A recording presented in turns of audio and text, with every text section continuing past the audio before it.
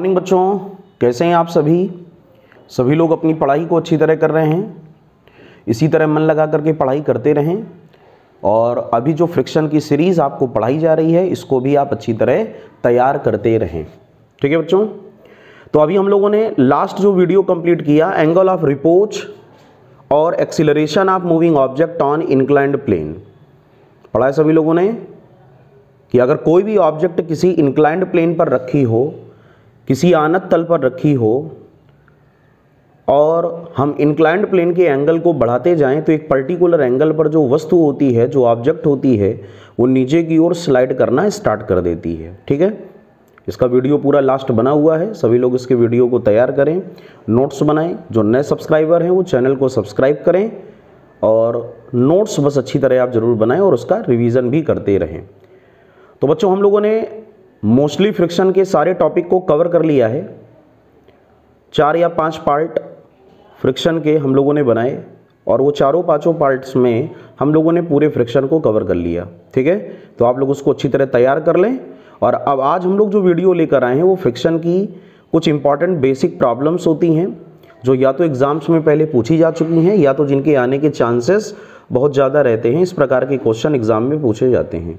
तो आज इसका अलग से एक वीडियो हम लोग बना रहे हैं और आप इसको अच्छी तरह तैयार कर लेंगे और इसके भी नोट्स बना लेंगे। तो चलिए आज हम लोग स्टार्ट करते हैं important practice problems of friction, अर्थात घर्षण के कुछ महत्वपूर्ण सवाल कैसे लगाए जाएंगे इनको आप लोग देखेंगे और फिर आप लोग अपने आप इनको लगाने का प्रयास करेंगे। फिर आप अलग से भी प्रैक्टिस प्रॉब्लम को सॉल्व कर सकते हैं। ठीक है बच्चों, तो हम लोग स्टार्ट करेंगे इंपॉर्टेंट प्रैक्टिस प्रॉब्लम्स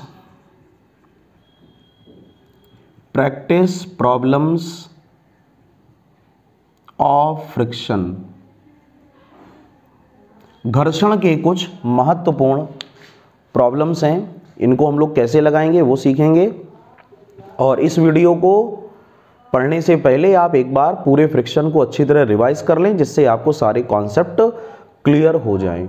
ठीक है, और कमेंट में ज़रूर बताएं कि आपको चैप्टर समझ में आया कि समझ में नहीं आया। और वीडियो को लाइक करें, शेयर करें जिससे ज़्यादा से ज़्यादा बच्चों तक ये पहुंच सके।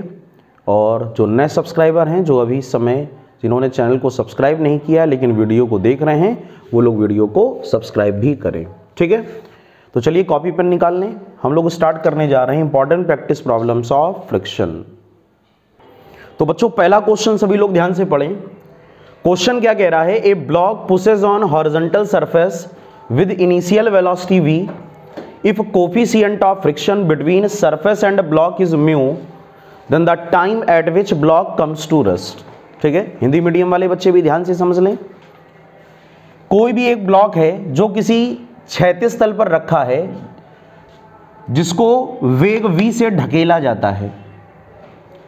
यदि ब्लॉक और सरफेस के बीच में घर्षण गुणांक म्यू हो, कोफिशिएंट ऑफ फ्रिक्शन म्यू हो, इसको घर्षण गुणांक कहा जाता है, तो ब्लॉक को रेस्ट में आने में कितना समय लगेगा?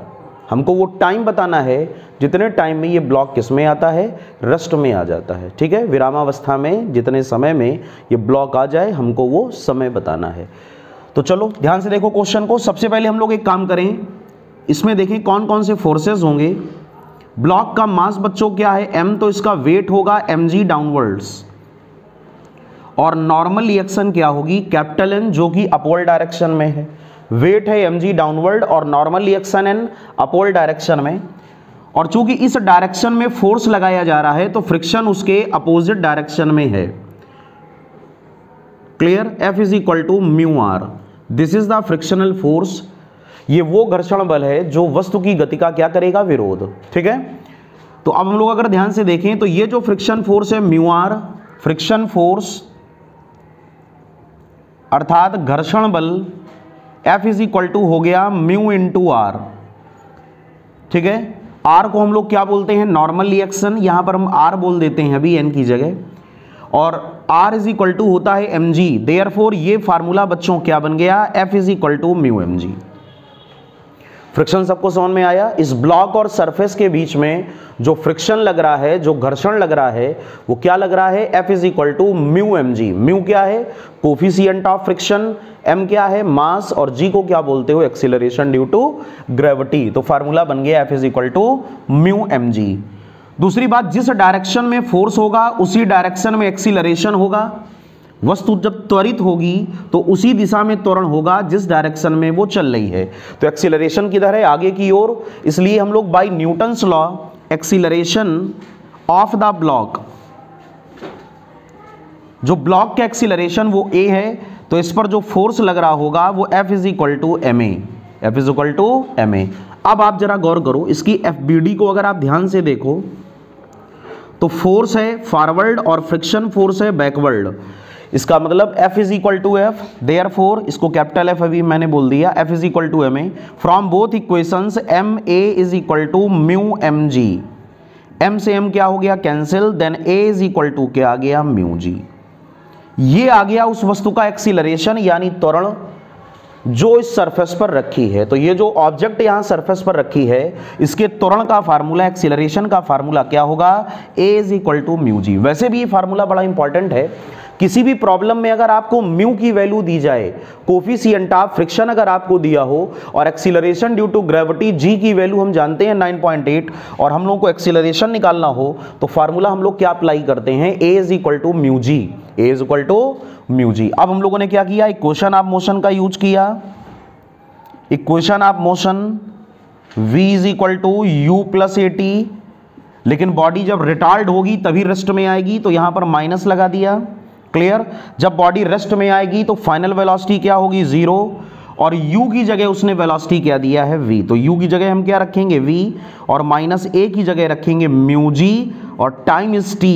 अगर हम लोग यहां से t को फाइंड आउट करें तो t is equal to, formula हमारे पास क्या बनेगा, v upon mu into g. ठीक है, तो t is equal to v upon mu g. ये वो समय होगा जिस समय पर ये ऑब्जेक्ट विरामावस्था यानी रेस्ट में आ जाएगी। तो क्वेश्चन बड़ा इजियर था। आप डायरेक्ट इस फार्मूले को भी अब आप लर्न कर लें कि अगर कोई बॉडी u वेलोसिटी से या v वेलोसिटी से चलती है और t समय बाद वो विरामावस्था में आ जाती है, after t time it comes into the rest, तो वो समय कितना होगा, तो वो समय होगा t is equal to v upon mu into ji, that is the time at which body comes to rest. Clear हो गया। तो कौन सा आंसर हमारे पास सही होगा, v अपॉन जी म्यू या v upon mu g, that means option number D is correct. ठीक है बच्चों, कैसा लगा क्वेश्चन, इंपॉर्टेंट क्वेश्चन है ये, और एग्जाम में इस तरीके के क्वेश्चन पूछे भी जा चुके हैं। तो थोड़ा सा ये कॉन्सेप्ट आप दिमाग में रखना।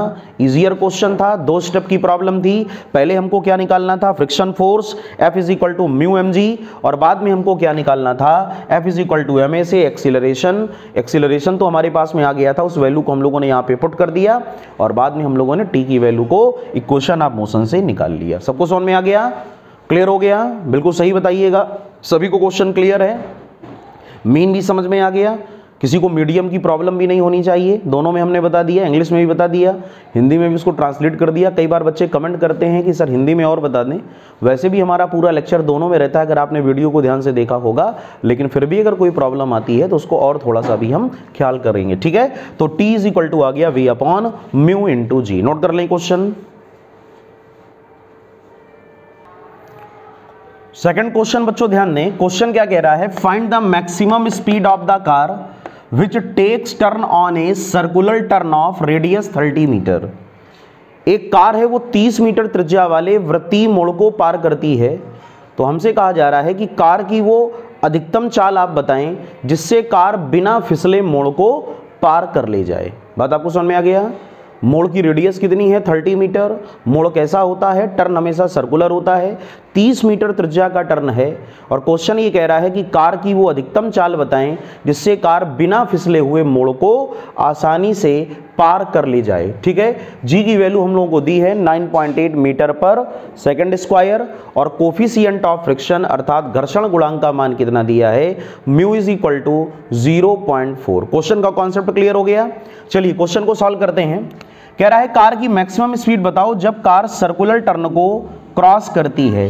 कॉन्सेप्ट आप लोगों को लर्न होगा कि सबसे पहले ये कोई भी एक सर्कुलर टर्न होता है, इसकी पर्टिकुलर एक रेडियस होती है, जैसे ये रेडियस है r, और यहाँ पर जब कोई भी कार टर्न लेगी तो टर्न लेते समय उसको एक सेंट्रीपिटल फोर्स चाहिए, और वो सेंट्रीपिटल फोर्स होता है अभिकेंद्र बल।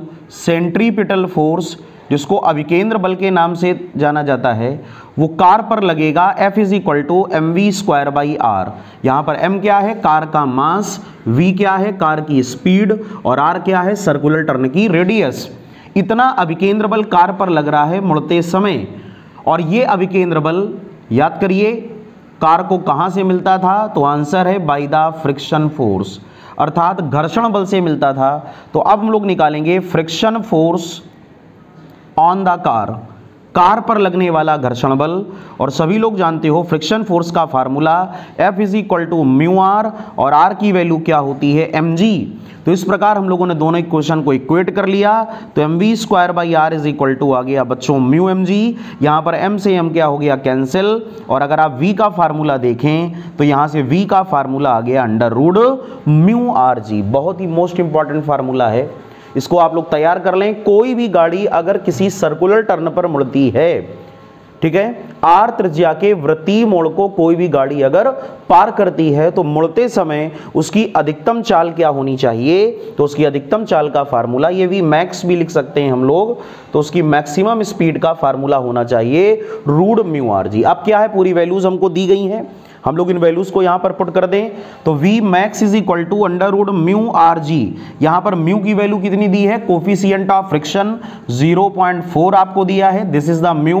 रेडियस कितनी दी गई है, 30, और g की वैल्यू क्या दी गई है, 9.8। अगर आप कैलकुलेशन करेंगे तो यहां से मैक्सिमम स्पीड की वैल्यू आएगी 10.84 मीटर पर सेकंड। इसका मतलब क्या हुआ कि अगर कार 10.84 मीटर पर सेकंड से सर्कुलर टर्न को पार करती है तो वो बिना स्लिप हुए आसानी से मोड़ को पार कर ले जाएगी। क्वेश्चन सबको समझ में आ गया, तो कौन सा आंसर सही है, option number A is correct. Note कर लें क्वेश्चन को, फार्मूला बड़ा इंपॉर्टेंट है, v max is equal to √μrg, और कैलकुलेशन से रिजल्ट आएगा 10.84 मीटर पर सेकंड। नोट कर लें।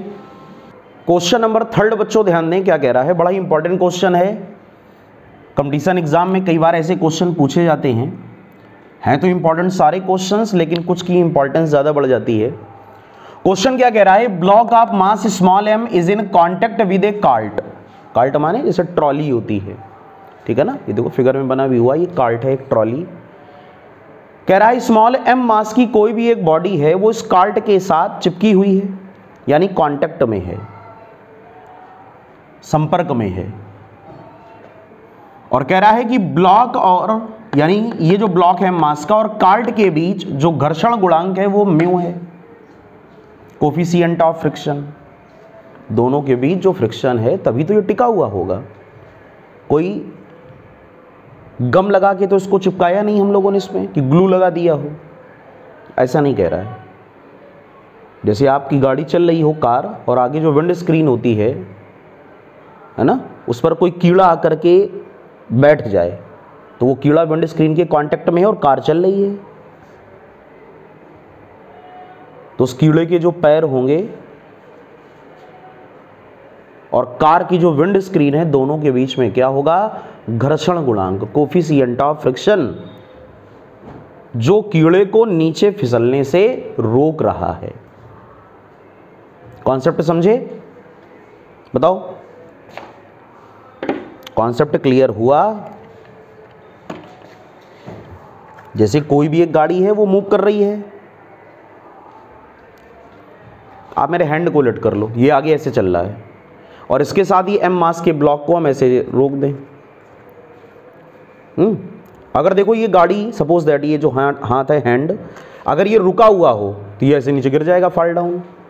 लेकिन अगर हम इसको तेजी से चला दें हैंड को, तो कुछ सेकंड के लिए जो इंक की बोतल होगी, ठीक है, वो इसके हैंड के कांटेक्ट में होगी।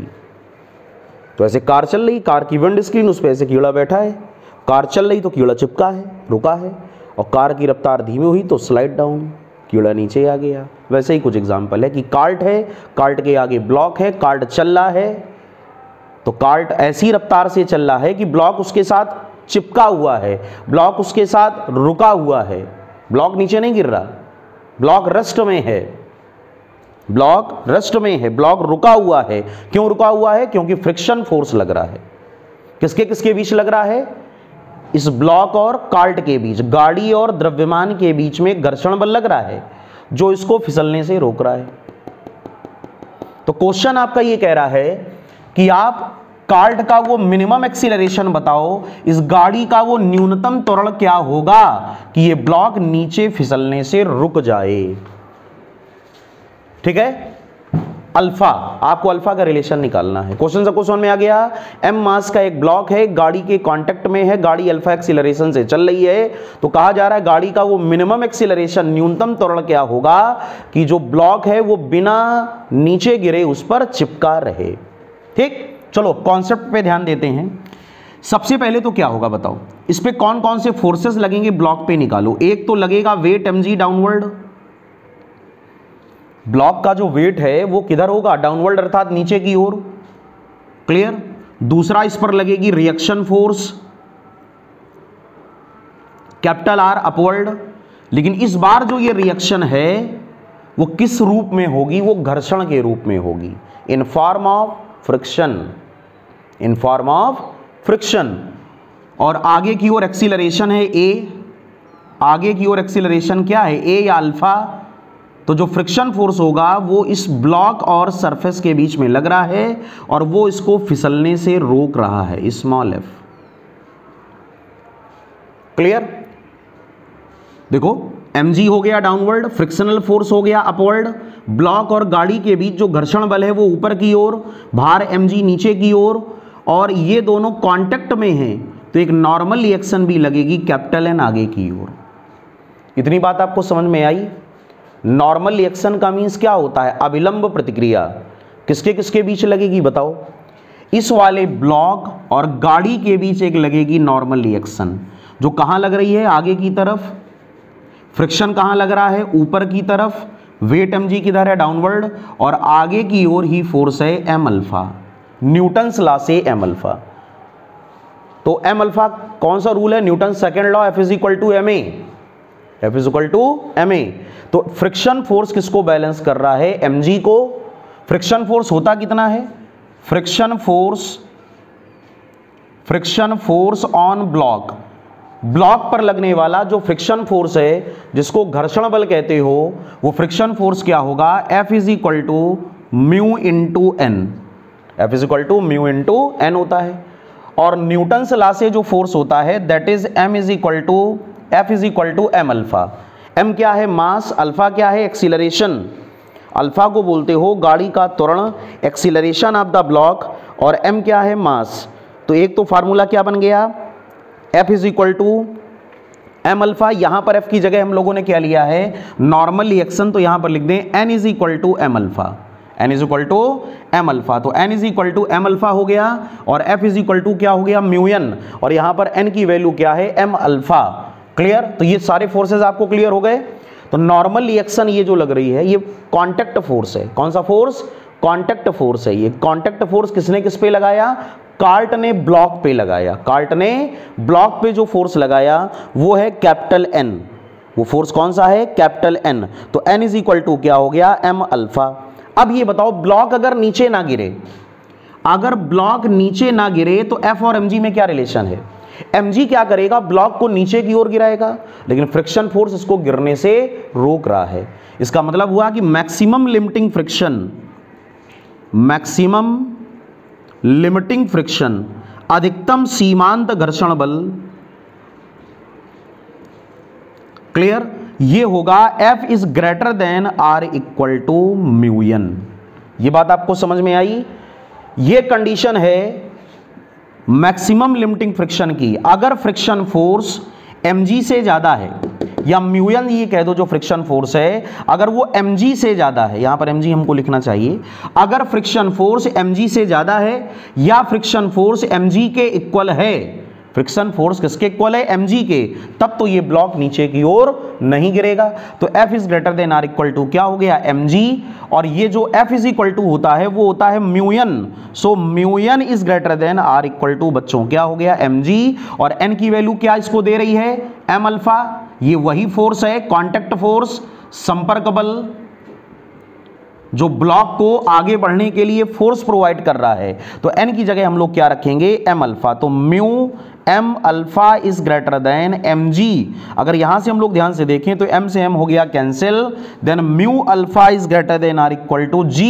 और अगर यहां से अल्फा की वैल्यू को निकालें तो alpha is greater than R equal to हमारे पास क्या होगा, g अपॉन म्यू। ये फार्मूला सबको समझ में आ गया। तो ये जो कार्ट है, ये जो गाड़ी है, इसका मिनिमम एक्सीलरेशन जो है, न्यूनतम त्वरण अल्फा, ध्यान रखना, वो किससे बड़ा या किसके इक्वल होना चाहिए, जी बाई म्यू के। अगर ये वैल्यू जी बाई म्यू से बड़ी है या जी बाई म्यू के बराबर है तो जो कार्ट होगी, ध्यान रखना, उस पर ये ब्लॉक चिपका रहेगा। और अगर ऐसा नहीं है तो ब्लॉक चिपका नहीं रहेगा, ब्लॉक कहां गिर जाएगा, ब्लॉक नीचे की ओर गिर जाएगा। बात आपको समझ में आ गई? बोलो, पूरा क्वेश्चन क्लियर हो गया? इसकी FBD free body diagram clear हो गया। कार्ट ने ब्लॉक पर जो नॉर्मल रिएक्शन लगाई या फिर ये कह दो जो कांटेक्ट फोर्स लगाया वो कैपिटल एन, यही कैपिटल एन इस गाड़ी को क्या देगा या ब्लॉक को क्या देगा, M alpha force. Newton's law से ब्लॉक का वेट एमजी किधर है, डाउनवर्ड, इसको फिसलने से रोक कौन रहा है, ऊपर की ओर लगने वाला फ्रिक्शन। तो पहले तो फ्रिक्शन क्या होता है, स्टैटिक, और बाद में ये क्या हो जाता है, लिमिटिंग। ध्यान रखना, तो मैक्सिमम लिमिटिंग फ्रिक्शन या फिर ये कह दो मैक्सिमम फ्रिक्शन, ये मैक्सिमम जो फ्रिक्शन होगा वो mg से क्या होना चाहिए, ज्यादा, या फिर mg के क्या होना चाहिए, इक्वल।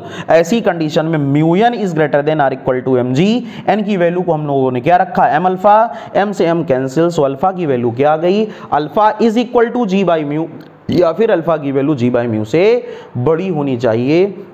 तो ये ब्लॉक आसानी से कार्ट में चिपका रहेगा और बिना गिरे आसानी से रुका रहेगा। बात सब कुछ क्लियर हो गई? नोट कर लें क्वेश्चन को, इंपॉर्टेंट प्रॉब्लम थी। इस प्रकार के क्वेश्चन भी पेपर में पूछे जाते हैं कई बार कि गाड़ी का वो मिनिमम एक्सीलरेशन बताओ जिससे ब्लॉक गाड़ी में रुका रहे और बिना गिरे आगे की ओर गति होती रहे। कौन सा ऑप्शन सही है? Option number G by mu हमको देखना था, that means option number C is correct. Note कर लें। अगला क्वेश्चन बच्चों ध्यान दें, सेम वही प्रॉब्लम है लेकिन उसका एक स्टेप और आगे हम लोग बढ़ गए। सेम वही प्रॉब्लम मैं आपको समझा देता हूं। कैपिटल एम मास की एक कार्ट है, स्मॉल एम मास की एक बॉडी है जो कार्ट के कांटेक्ट में है, ठीक है ना। पूरे गाड़ी का जो मास है वो कैपिटल एम है, small M mass is the block जो इसके कांटेक्ट में है, और सरफेस और गाड़ी के बीच जो फ्रिक्शन कोफिशिएंट है, सरफेस और गाड़ी नहीं, स्मॉल एम और कैपिटल एम के बीच जो कोफिशिएंट ऑफ फ्रिक्शन है वो म्यू है। देखो ये लिखा हुआ है ना, coefficient between mu, between block and cart is mu. तो एम और एम के बीच जो फ्रिक्शन है वो म्यू है। आपको ये बताना है कि मिनिमम हॉरिजॉन्टल फोर्स क्या होगा to keep the block stationary. इस बार उसने फोर्स पूछ दिया। जो अभी 4th नंबर की प्रॉब्लम आपने लगाई थी उसमें आपसे उसने पूछा था मिनिमम एक्सीलरेशन अल्फा क्या होना चाहिए जिससे जो ब्लॉक है वो गाड़ी के साथ या कार्ट के साथ चिपका रहे, नीचे ना गिरे। इस बार उसने कह दिया कि फोर्स बताएं। क्वेश्चन तो सबको समझ में आ गया। क्या निकालना है हमको? Minimum force. क्लियर? एफ निकालना है। तो सबसे पहले तो फिर वही काम करो, स्मॉल एम की एफबीडी बनाओ। स्मॉल एम पर नीचे की ओर वेट क्या होगा, mg। इन दोनों के बीच में फ्रिक्शन कोफिशिएंट है म्यू, तो फ्रिक्शनल फोर्स क्या लगेगा, एफ। और आगे की ओर जो कांटेक्ट फोर्स है that is capital N. Capital M और स्मॉल एम के बीच जो कांटेक्ट फोर्स है, संपर्क बल, वो है कैपिटल एन। और आगे की ओर एक्सीलरेशन क्या है, अल्फा। इतनी बातें आपको समझ में आ गई। एन क्या है, कांटेक्ट फोर्स, संपर्क बल, या फिर कह दो रिएक्शन फोर्स, जो किस पे लगा, एम मास की बॉडी पर। किसने लगाया, कैपिटल एम मास की कार्ट ने या कार ने या किसी दूसरी व्हीकल ने। जो नॉर्मल रिएक्शन फोर्स लगाई वो एन लगाई, किस पर, ब्लॉक पर। क्लियर? तो देखो एन किसके इक्वल होगा, एम अल्फा के, अलोंग एक्स एक्सिस। अगर आप ध्यान दो, अलोंग एक्स एक्सिस, एक्स अक्ष की दिशा में एक तो एन है और एक अल्फा है, तो अल्फा से न्यूटन्स लॉ से जो फोर्स बनेगा वो एम अल्फा बनेगा। तो एक बात तो हमको क्लियर आ गई कि अलोंग एक्स एक्सिस, एक्स अक्ष के अनुदिश contact force N is equal to M alpha. इसको मैंने क्वेश्चन नंबर 1 दे दिया। और अगर आप फ्रिक्शन को ध्यान दो तो F is equal to M G, frictional force अर्थात घर्षण बल F is equal to mg। Clear? F is equal to mg। जो घर्षण बल है, फोर्स ऑफ फ्रिक्शन, वो ब्लॉक के वेट mg को क्या कर रहा है? बैलेंस। और सभी लोग जानते हो फ्रिक्शन फोर्स का फार्मूला होता क्या है? Since F is equal to होता है म्यू एन, अगर हम यहां पर म्यू एन पुट कर दें then mu N is equal to क्या हो गया बच्चों? mg, और n इज इक्वल टू क्या है? m alpha. तो mu m alpha is equal to mg। कुछ वैसे ही प्रॉब्लम आपको लग रही होगी, लेकिन यहां से अल्फा की वैल्यू हम लोगों ने लेट कर लिया g बाई म्यू। ठीक, हाफ स्टेप तो क्वेश्चन का वही हो गया पिछला। अगर क्वेश्चन में कह देता मिनिमम एक्सीलरेशन को फाइंड आउट करो, तो यहां पर हम लोग साइन लगा देते, ठीक है ना? Alpha is greater than R equal to this, तो जी बाई म्यू। तो ये पिछला वाला क्वेश्चन नंबर जो 4 अभी किया है, ये पार्ट तो उतना ही हो गया। हमने इसका एक्सीलरेशन फाइंड आउट कर लिया alpha. Alpha is equal to क्या हो गया बच्चों? G by mu. क्या हो गया? G by mu. अब आप ध्यान से देखें, उसने कहा है मिनिमम हॉरिजॉन्टल फोर्स बताएं।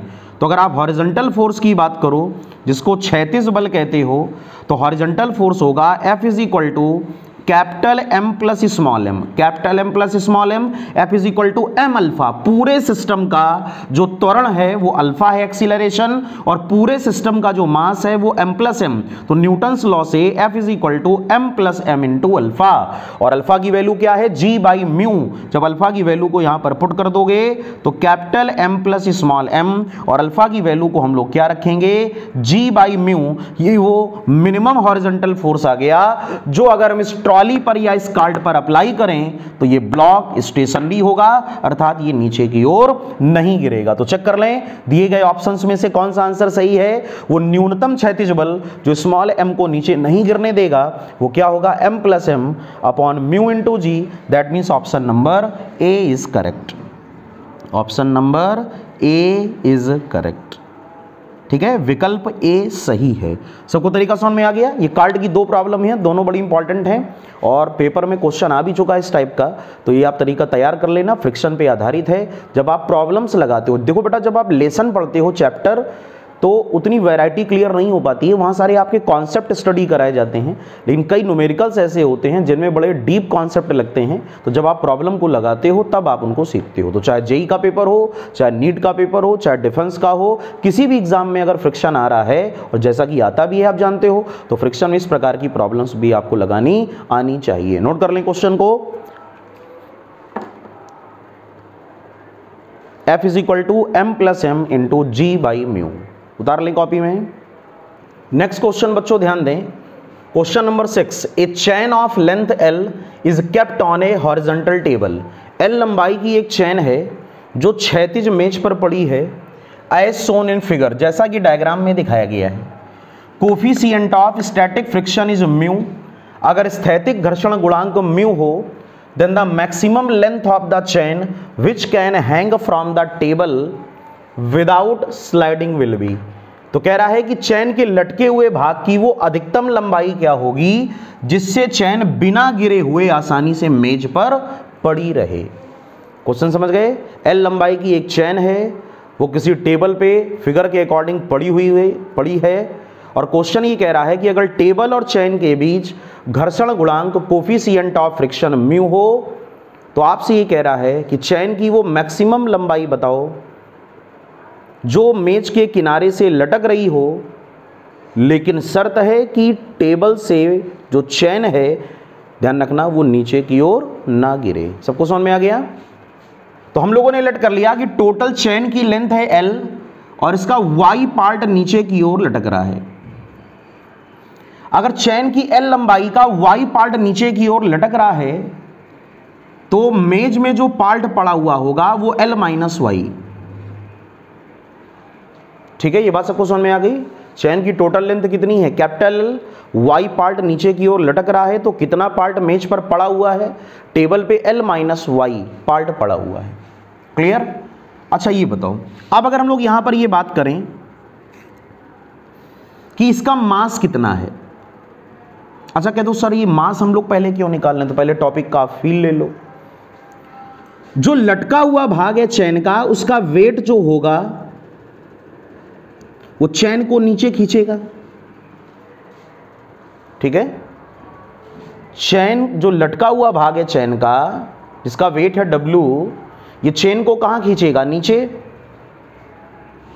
जिससे चेन कहां बढ़ेगी? आगे। तो फ्रिक्शन कहां लगेगा? पीछे। L माइनस वाई लंबाई की चेन पर जो घर्षण बल लगेगा, फ्रिक्शन फोर्स, वो चैन को नीचे गिरने से रोकेगा, तभी चैन संतुलन की अवस्था में या रेस्ट में टेबल पे पड़ी रहेगी। इतनी बात सबको समझ में आ गई? लटके हुए पार्ट की लंबाई कितनी है? y, इसका वेट कितना है? mg। ये क्या करेगा? ये नीचे की ओर चैन को खींचेगा, ये नीचे की ओर चैन को खींचेगा। लेकिन क्वेश्चन में उसने क्या कहा कि चैन नीचे ना गिरे। तो चैन नीचे कब नहीं गिरेगी?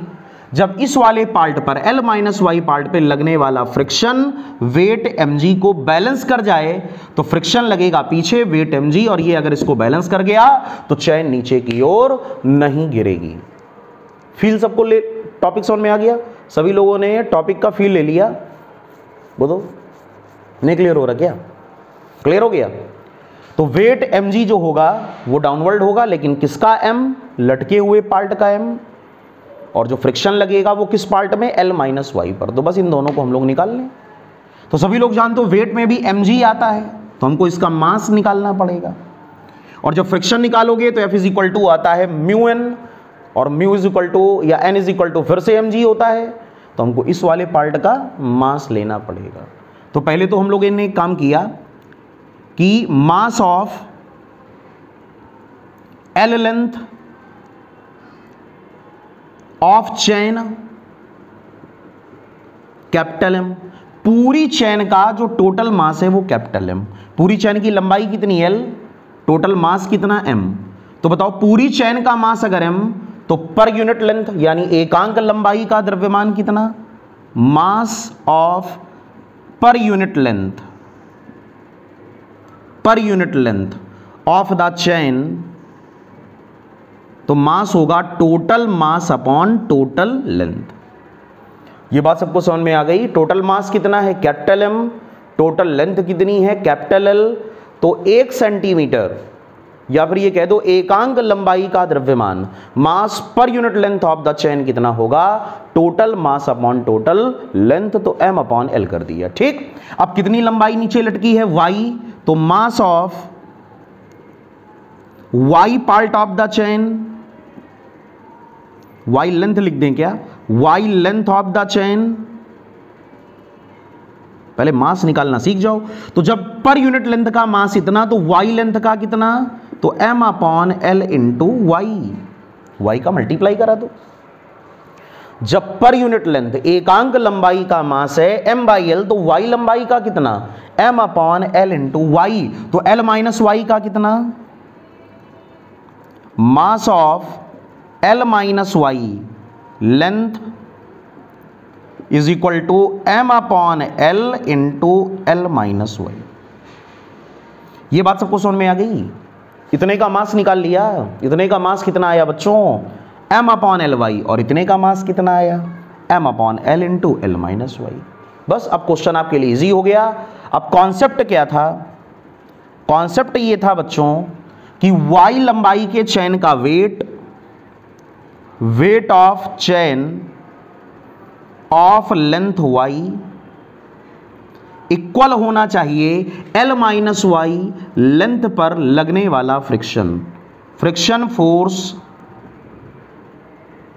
On L minus y part of चैन।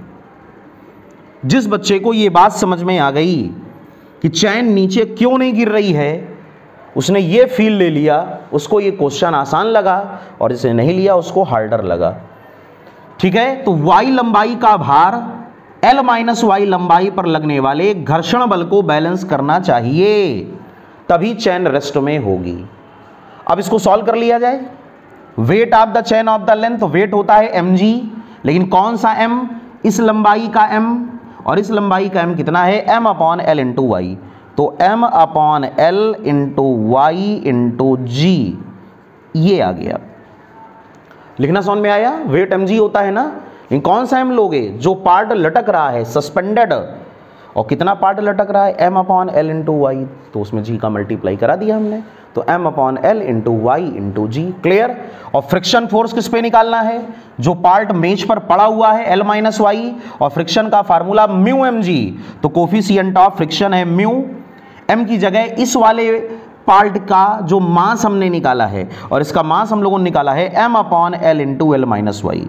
तो फिर यहां पे लिखोगे m/l into L minus Y mu M G, that is equal to. Clear. Solve कर लिया जाए इसको, g से g कैंसिल, और बताएं m/l से m/l कैंसिल। अब फिर वही बात आ गई जो हर बार मैं वीडियो में बताता हूं कि बोल्ड हमारा बहुत छोटा है, इसलिए हमको रफ करना पड़ेगा, इसलिए आप लोग नोट भी करते चलें। रफ कर दें क्या? डायग्राम हटा दें, सबको समझ में आ गया? जैसा बताओ, फिगर हटा दिया जाए। चलो फिगर को रफ कर दें, या ये वाला डेटा हटा दें। वीडियो को पॉज करके नोट कर लेना, वीडियो को एक बार पॉज करके नोट कर लेना, ये वाला डेटा रफ कर दें। चलो इसी को रफ कर दें, डायग्राम बना रहने दो अभी। मास का ही खेल बड़ा इंपॉर्टेंट है इस क्वेश्चन में। जिस बच्चे को ये पूरी बात समझ में आ गई, समझ लो उसका काम बन गया। इसलिए मास वाली बात आपको जरूर समझ में आनी चाहिए।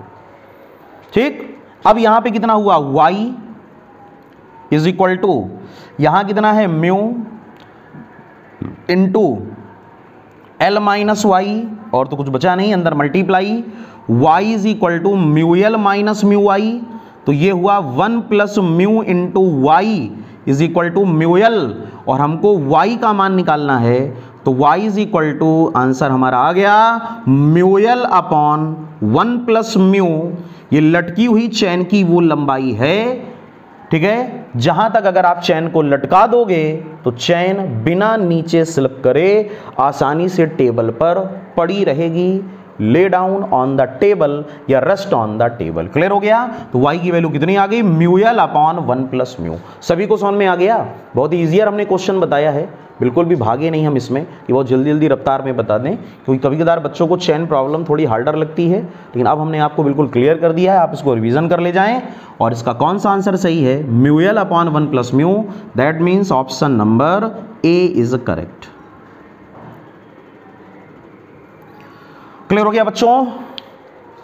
ईमानदारी से बताएं, पूरा क्वेश्चन आपको समझ में आ गया? पूरी चैन की लेंथ कितनी थी? L। कितना पार्ट हमने नीचे की ओर लटकाया? y। तो टेबल पे कितना पड़ा रहा? L minus Y. और कॉन्सेप्ट हमने क्या लगा दिया?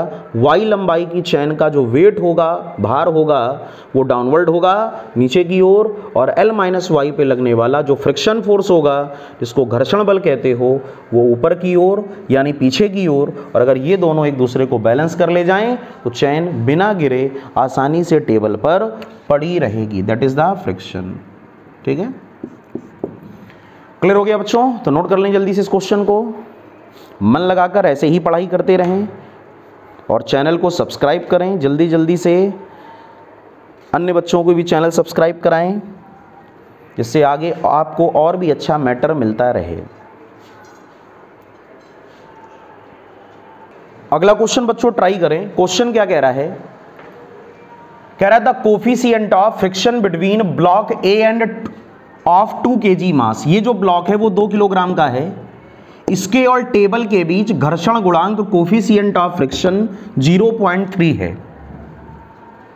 क्लियर। तो उसने आपसे बोला है कि ब्लॉक बी का वो मास बताओ कितना होगा कि ये पूरा अरेंजमेंट नीचे की ओर मूव ना करे, so that block do not move.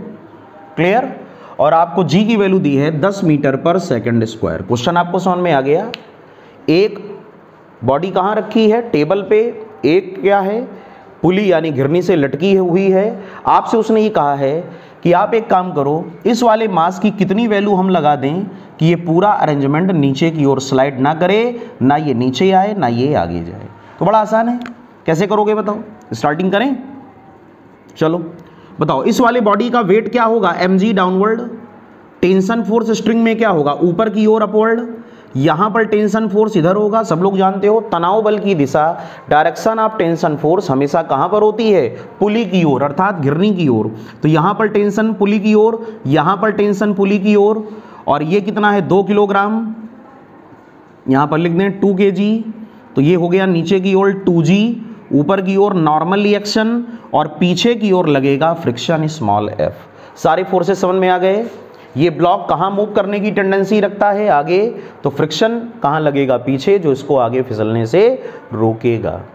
तो सीधी सी बात है, आप जरा ध्यान दो, ये block T is equal to mg से बैलेंस हो रहा है। जो टेंशन फोर्स है स्ट्रिंग का, वो mg को क्या करेगा, बैलेंस करेगा। और अगर आप इस वाले ब्लॉक को देखो तो ये जो टेंशन फोर्स है, क्लियर, वो फ्रिक्शन को बैलेंस करेगा। किसको बैलेंस करेगा, फ्रिक्शन को। तो सबसे पहले हम लोग निकालें friction on 2 kg, friction force on 2 kg। तो F is equal to mu mg। So F is equal to mu की जगह आपको दिया है 0.3, m की जगह 2, that is g, equation number 1। g की वैल्यू को बाद में रख लेंगे। और ये जो टेंशन फोर्स है, डोरी का तनाव बल, टेंशन फोर्स इन स्ट्रिंग, वो क्या होगा बच्चों, T is equal to mg, that is m, equation number 2। और फॉर इक्विलिब्रियम, संतुलन के लिए या साम्यावस्था के लिए T F के इक्वल होना चाहिए। तो T कितना है, mg, और F कितना है 0.3, 2 इंटू जी, जी से g cancel. So m is equal to 0.3 into 2, that means m is equal to 0.6 kilogram. That means option number b is correct. Question समझ में आ गया। ऐसे ही क्वेश्चन एग्जाम में आते हैं, ठीक है। तो ऐसे क्वेश्चन हमने जब लगा के देखा तो हमको ये पता चला कि अगर ये टेंशन फोर्स फ्रिक्शन को बैलेंस कर ले जाए तो ये आगे नहीं जाएगा और ये नीचे भी नहीं आएगा। ध्यान रखना, बस हमने यही कॉन्सेप्ट अप्लाई कर दिया, डोरी के तनाव बल को घर्षण के मान के बराबर करा दिया। तो पहले फ्रिक्शन निकाला, बाद में T is equal to mg कर दिया, और यहाँ से m की वैल्यू कितनी आ गई, 0.6 किलोग्राम। समझ में आ गया सबको, नोट कर लें। नोट कर लिया बच्चों। तो सारे क्वेश्चन आपको समझ में आ गए। आज हम लोगों ने फ्रिक्शन के कुछ इंपॉर्टेंट न्यूमेरिकल्स लगाए, कुछ प्रॉब्लम्स लगाई, और उम्मीद है कि आपको ये सारे क्वेश्चन समझ में आ गए होंगे, इनके तरीके क्लियर हुए होंगे। तो सभी बच्चे जो अच्छी तैयारी करना चाहते हैं वो लोग फ्रिक्शन के सारे वीडियोस बारी बारी से देखकर उसके नोट्स बनाएं, और साथ में ही जितने भी प्रैक्टिस क्वेश्चंस हमने लगवाए हैं इन क्वेश्चंस का भी आप अभ्यास करें, क्योंकि आप जितने अच्छी तरीके से इन सवालों को लगाएंगे आपको उतनी अच्छी तरीके से अपने टॉपिक में कमांड होगी और आप एग्जाम में उतना ही अच्छा रिजल्ट देंगे और अच्छा परफॉर्मेंस करेंगे, ठीक है। तो सभी लोग जल्दी से वीडियो को लाइक करें, शेयर करें, और जिन्होंने चैनल को सब्सक्राइब नहीं किया है सब्सक्राइब भी करें, और लगातार मन लगा करके पढ़ते जाएं। और अगले नए टॉपिक के लिए अब आप लोग तैयार हो जाएं। न्यूटन्स लॉज ऑफ मोशन बड़ा ही जबरदस्त टॉपिक है। इसके 6 या 7 वीडियोस अलग अलग हर टॉपिक का, पूरी यूनिट का न्यूटन्स लॉज ऑफ मोशन का, जिसको एनएलएम भी कहा जाता है, इसके 6 या 7 मिनिमम वीडियोस बनेंगे जो आपको तैयार करने हैं। उसी में पुली प्रॉब्लम भी आएगी, उसी में न्यूटन की सारी क्वेश्चंस आएंगी, उसी में पहले तो हम लोग पूरे चैप्टर की थ्योरी कायदे से कवर अप करेंगे, फिर उसका कॉन्सेप्ट स्टडी करेंगे, और फिर उनके न्यूमेरिकल्स को भी लगाएंगे, ठीक है बच्चों। तो बस आज का टॉपिक यहीं से एंड करते हैं। उम्मीद है कि आपको अच्छा समझ में आया होगा। इसी प्रकार अच्छे बच्चों की तरीके आप लोग मेहनत करते रहें और आगे अच्छी तैयारी करके एग्जाम में अच्छा परफॉर्मेंस दें, ठीक है। तो नेक्स्ट वीडियो में नए टॉपिक के साथ आपसे फिर से मुलाकात होगी। तब तक के लिए जय हिंद, जय भारत।